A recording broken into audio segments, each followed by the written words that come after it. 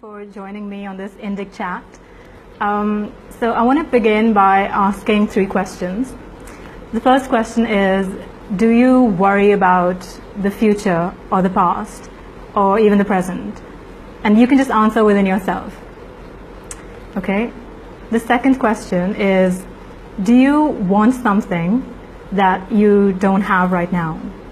So it can be anything, a house, a car, a job, promotion, whatever, right? And the final question is, do you often wonder about the purpose of your life, what you should be doing, why you're here, the purpose of your existence? I think I'll be quite accurate in saying that most of us would answer yes to these questions, because these are, in a sense, the afflictions of the human condition, right? Take anxiety, for example. There's estimates out there that say that 40% of American adults suffer from some kind of anxiety disorder, which is significant, right? And considering that America is one of the richest countries in the world, it's it's pretty bad, right? And I can attest for myself, and I can say that I've suffered from these afflictions as well. And what that did to me was that it really kind of prompted me to ask a lot of questions, like lots and lots of questions, really. Questions about, questions like, why are some people happier than other people, even in the same situation, say? Questions like, is there a right way of looking at life, right? Because something that I realized very deeply was the fact that everything is so relative in life, right? And our experience of life is so dependent on our individual perception. And so I just had this really nagging yearning to know if there is any one correct or right way of living life or looking at life, right? And so my book, From Dior to Dharma, asks these kinds of questions, basically. And in this Indic chat, I'm going to be talking about this book, about why I wrote it, and I'll also talk a little bit about spirituality and yoga and its relevance in the world today. I'll also do a little bit of reading from the book. I'll read a very short excerpt. And then towards the end, we can do a little bit of Q&A in case you guys have any questions. So you can just type out your questions in the comments section even as we go along, but I'll take a look at them only at the end. So we can do that. And just before I kick off, I'd like to thank the Indic Academy, the Indic Book Club, and the media partners, Swarajya Magazine and Creative India Magazine, for giving me the opportunity to do this talk. So yeah, thank you. So this book, From Dior to Dharma, it draws, very heavily on my own life and on the lives of people that I've had the opportunity to observe. So essentially, a little bit about me. I, like many other people my age, was brought up to be, kind of overachiever, like many other Indians. But luckily for me, I was always quite intellectually stimulated, and so I did quite well in school and college, and then I went on to do a master's at Cambridge and then an MBA at INSEAD. And then I began working in finance, mainly in London and Paris. And I was actually working in investment banking in London when the financial crisis broke out. And that, I think, was, a time of great churning in the West, right? Especially for those of us that worked in the financial sector at the time.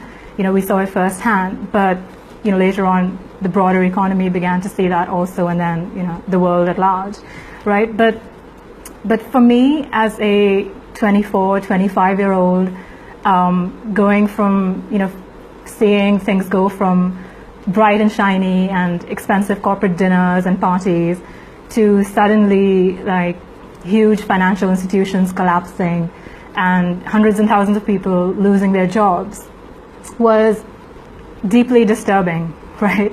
And if not downright disillusioning. So it really, really shook things up, and for me personally as well. Seeing your senior colleagues being made redundant, carrying out their belongings in boxes and leaving the bank, and just, seeing the trading floors at the bank, completely empty, looking like, like battlefields after a war, was very chilling. And so this book includes a lot of my experiences from my time in London, and then also in Paris, and then, later now in India. So Maya, who is the protagonist of the novel, she has a very enviable life on the outside, but something's eating at her on the inside. So she's achieved a lot of the dreams that she had, and she's at a place where she's kind of wondering, now what? Where do I go from here? And she has this very deep sense of something being wrong. Not wrong in the sense of like she's made any wrong decisions or made any mistakes or any regrets or anything, but just a feeling that she's not in sync or not in tune with the essence of life, if you will, with the existential rhythm, with what we call Dharma, which is sort of the law of life in a sense, right? And so, as they say, out of suffering and confusion comes the opportunity to seek the truth, right? And so the book really, it describes her journey as a spiritual seeker. So she begins to learn yoga, meditations. She starts to listen to the talks of spiritual gurus. And as she starts doing that, she starts to drop off layers, many, many layers that were painted on by society, by family, by herself, all of that conditioning. And she just becomes more and more sort of empty in that sense. And she just realizes very profoundly that, even if you have a wardrobe full of Dior or, your favorite fashion brand, Chanel, whatever, it really has no existential relevance, right? So the book draws a lot on my own life, but at the same time, I feel like it could be anyone's life because these are sort of universal themes, right? And at the risk of sounding somewhat pretentious, I would say that the book itself is somewhat like life, in the sense that it is partly true in terms of what is true of my life. It's partly made up, which is a lot of our lives are made up, and there's a bit of magic thrown in. So in fact, for instance, towards the end of the book, there is a development where people who've read the book have asked me, was that true? And I'm not going to reveal the answer here, but if you read the book and if you have that question, then you can get in touch and I'll give you a personal answer on that one. And then at the same time, there's some spiritual truths woven into the book, like like being aware of the present moment, not being lost in our thoughts and emotions.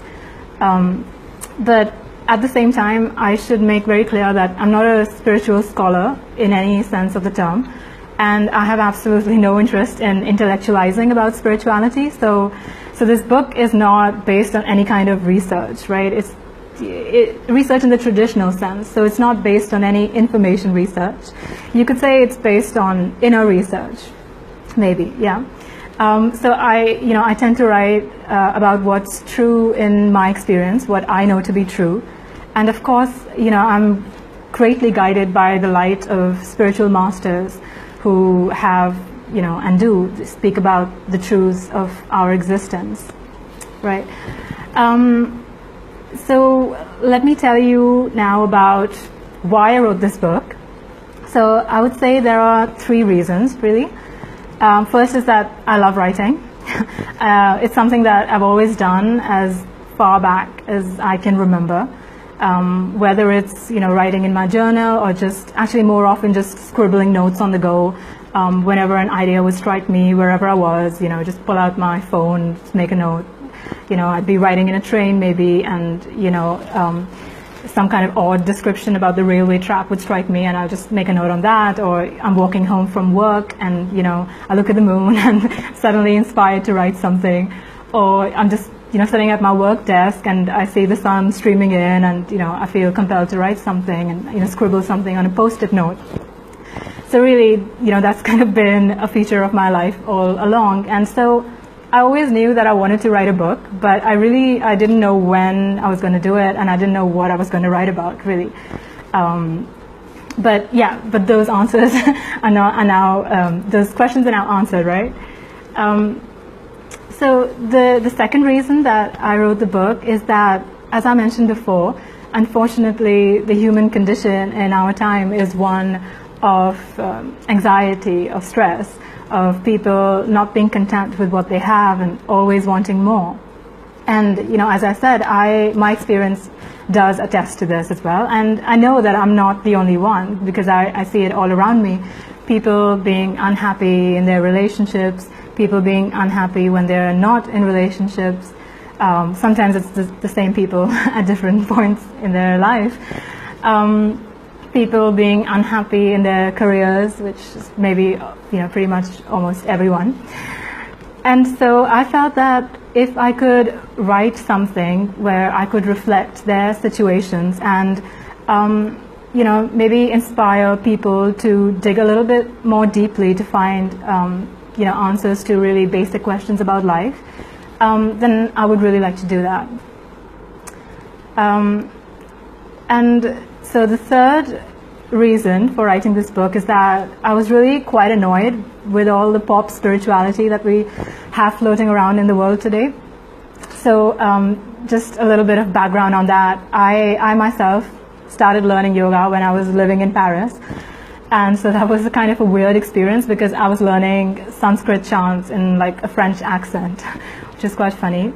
But what I saw was that there's so much in the name of spirituality that doesn't really come from a very authentic place, right? There's a lot of commercialization. Some of the yoga classes that I attended were more like gymnastics classes or like fitness class sessions, and it just seemed like everyone was just trying to sell you something. And we also see that there's so many like life coaches, like I think mainly self-appointed life coaches, that are always trying to give you like techniques and psychological tricks to to deal with life's problems, like 5 tips for this and 10 tips for that, 15 tips for whatever. And it's just it's all too mathematical for me. I mean, I think it's fine. I think it has its place, but I don't really think that it solves the core of the issue, right? And I just kind of thought to myself, how many of these issues was I going to deal with individually? It seemed like you had to do so much learning just to deal with one issue. And I really felt deep down that maybe there had to be like one answer to all these questions. Sort of like one pill for all these diseases, right? And it was much later on that I realized that this kind of questioning, this kind of like the Upanishadic questioning, it's the ancient Indian texts. But I really feel like if anybody just sits quietly and just contemplates the nature of their existence, then they will ask the same questions that people have been asking for thousands of years, right? And so what I really wanted to do was to write about the essence of spirituality in a more authentic context. So I didn't want people to feel like spirituality is some kind of cult or some kind of esoteric thing that they have to sign up to, because it's really not. I mean, to me, all it means, to be spiritual, it just means that you ask questions about the nature of your own existence, and that you are aware and conscious of the life that you are. That's it. It's really that simple. But sometimes just to convey one simple idea, you need to do a lot of talking. So that's also why I started the Living Wise project, which is a website currently. I think it can be a lot more, but at the moment it's a website. It's on www.livingwiseproject.com, and you find many more of my writings there. There's also a newsletter that I do every Sunday. I send something out that I've written and update on the website. So if you sign up on the website, then you can get that as well. And we've got a YouTube channel also right now. And I've just put up a very interesting interview that I did with Major General G.D. Bakshi, who those of you from India would know is a very prominent figure in the field of defense and military matters, but a lot of people don't know that he's actually also been, a true spiritual seeker in his life. So that's a very interesting interview, and you should check it out if you have the time. So the Living Wise Project, the aim of this venture really is to help people create and live more conscious lives. And I really think that there's so much wisdom and knowledge in India that can be so useful to the rest of the world, and can help answer so many questions that the world has right now. And so the Living Wise Project really is my small way of trying to connect people to that wisdom and that knowledge. So what I'll do now is I'm just going to read a very short excerpt from my book. I'm going to read from chapter 8, which is the second to last chapter, and the chapter is called India the Beautiful. So it's quite topical for right now. So I'll just read a very short excerpt. October is not a fallen month in South India. Unlike in temperate lands, there is no surrendering of the leaves, first to non-verdant hues and eventually to the ground. The trees don't avert their gaze like they do in Paris in autumn, embarrassed by their state of undress. On the contrary, with the worst of the summer heat beaten into retreat and rain clouds standing on guard, ready to burst when needed, nature seems to run amok, setting the environment afire with life, creating a flora as intense and flavorful as the South Indian curries. In fact, with plump jackfruits blazing on treetops, the excitement of pepper vines bursting into tropical fragrance, chili plants trampling aggressively over weeds, and coconut trees stumbling drunkenly into every other plant and tree around, one beholds, smells, and almost tastes an uncooked curry of a forest.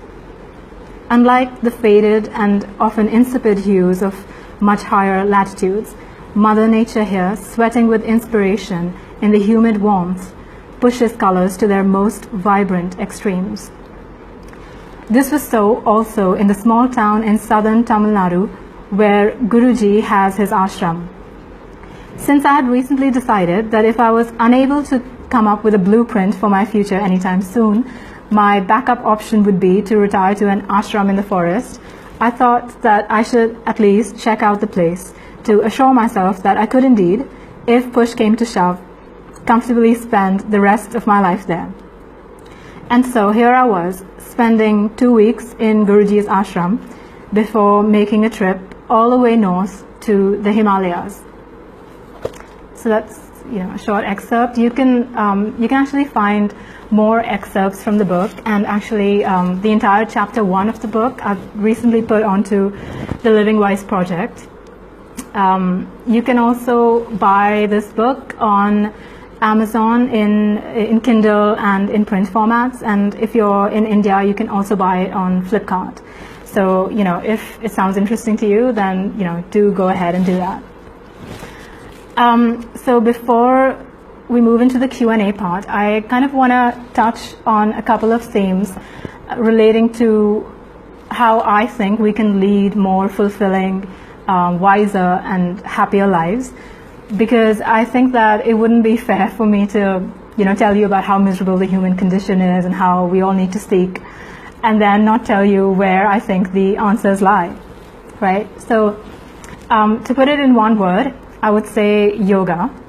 And yoga not in the sense of asanas or as a fitness regime, but in the true sense of the word, which is yoga as union of oneself with everything else. And that really means not being in friction with anything that's around you, including your own thoughts and emotions. And the way to achieve that is to manage your mind, right? Because in these times, the psychological aspect of the mind is really our biggest tormentor, right? It's the inner turmoil that's caused by an out of control mind that really has its outer manifestation in the wars and the violence and the environmental degradation that we see around us. And I think the problem really lies in the fact that we set such a store by the mind. We're mind worshippers in our society today. And don't get me wrong, the mind is a marvelous thing. It's a marvelous tool, but if it's not handled properly, then it has the potential to cause real misery. So the tools of yoga are a way to mind your mind, so to speak. So there's 4 parts of yoga. Maybe you know about this, but for those of you who don't know, so there's bhakti, bhakti yoga, karma yoga, kriya yoga, and gyan yoga. So you choose the path that best fits in with your temperament, but the final destination is the same, no matter what path you take. So, for instance, if you follow bhakti yoga, which is the yoga of devotion, essentially that means that you've decided to consider something other than yourself as higher than yourself. So in a way, you're setting your own self aside. If you choose to follow the path of karma yoga, that essentially means that you are putting some form of work above yourself. So again, you're setting your own self aside. If you follow gyan yoga, that basically involves an attempt to use the mind to discern between what is real, what is the truth, and what is just stuff that's made up by your mind. So like, all the stories manufactured by your mind. So again, you want to set what you have created, you want to set that aside from what already exists. And kriya yoga, the last one, is about doing kriyas, which is like breath work and pranayam. And that the attempt there really is to elevate your life energies, so that that in turn can elevate your mind and make your mind more subtle enough to perceive more clearly, and to overcome the kind of compulsive patterns of thinking. So I'd really encourage you to learn more about yoga and to incorporate it in your daily life if you don't already do. The Living Wise Project has great resources on that, and this is not just a plug.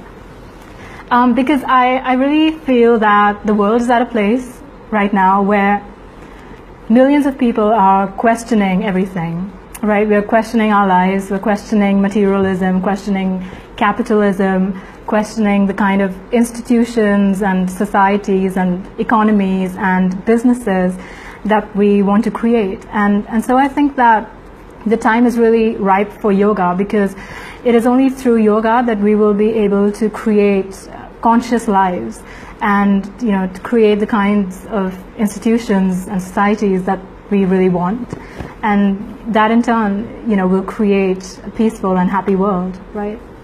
So that's my message. So just before we jump into Q&A, if there is going to be a Q&A, I just want to again thank the Indic Book Club and the Indic Academy and the creative partners, Swaraja Magazine and Creative India Magazine. Also because they are going to be launching my book next month in Delhi. So I'm really happy about that. So do grab a copy of this book if what I've said to you sounds interesting, and you can check out Living Wise Project, and if that resonates with you and you feel like you want to contribute some of your own writings to it, then I'd be very happy to help you do that. Okay, so I'm just gonna look at if there's any questions that have come in for me. So sorry, just give me a second.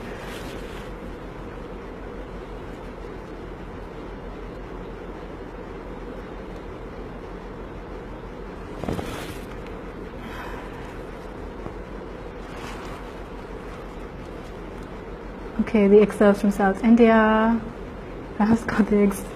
Subhash, the human condition.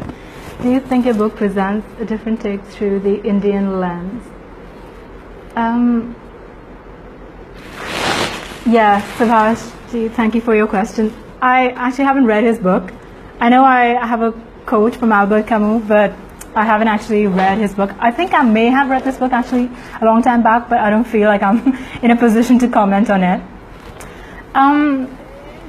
Just generally from a very kind of general angle about what the Western concept of existential crisis is, I think the questions are the same, right? The questions all come from the same place in the sense of questioning, the purpose of life and, what it's all about. But I don't, I feel like in the Indian culture and the Indian traditions, we've dealt more profoundly with these questions and come up with more profound answers. So that's really my take on it, because I know from my experience through learning yoga, meditation, listening to spiritual gurus and so on, that that's really sort of helped me to answer a lot of the questions that I had. Okay, Dimple, any other book in the offing? So, I mean, I do have ideas for other books. I really want to write something in nonfiction. So I have a couple of ideas, but very much just at the idea stage. I'm just kind of jotting down notes and ideas. I'd like to write a book which kind of really deals with spirituality in a very simple way, so that, it's not any kind of high-flown language, or, it's something that people can really easily adopt into their life. So I'd like to do a book on that, and I'd also like to write something on business and spirituality. So that's a topic that really interests me, but I'm kind of still thinking through my ideas, and they're not fully formed yet, so I hope that they will be soon. Who all can write for the Living Wise project, Dimple?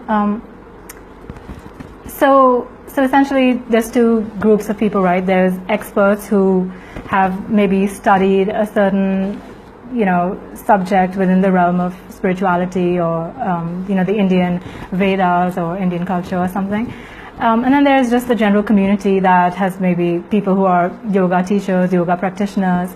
So the Living Wise project is to have both those groups of people contribute.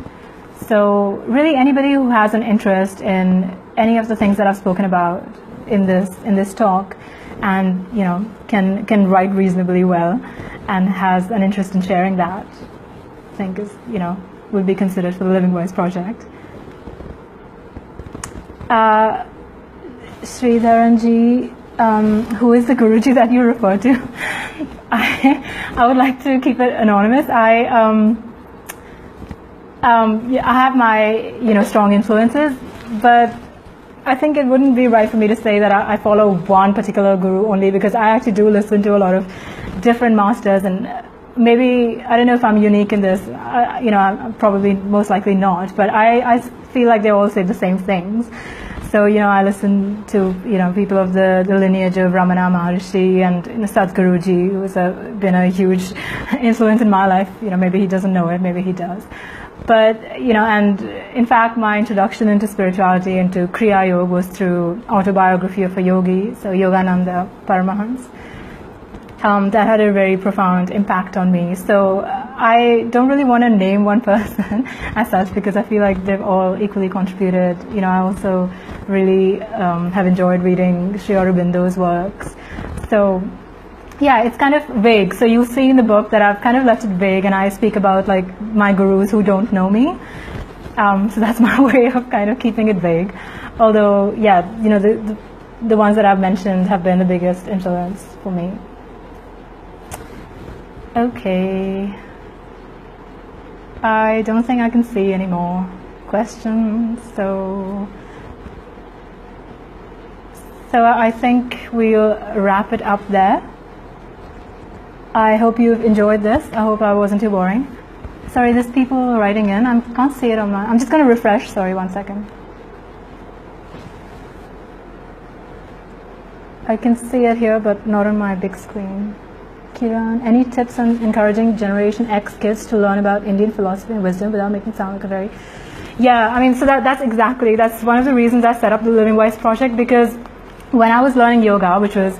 I really only got into this like a year ago. I'm not one of those people that has been, doing yoga and meditation for years and years and years. It's not like a hobby for me. It's not like been my thing or anything.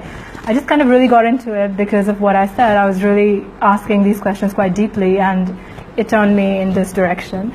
And then when I was learning about yoga and all of this stuff, all of the websites that I found on the internet were just all non-Indian websites.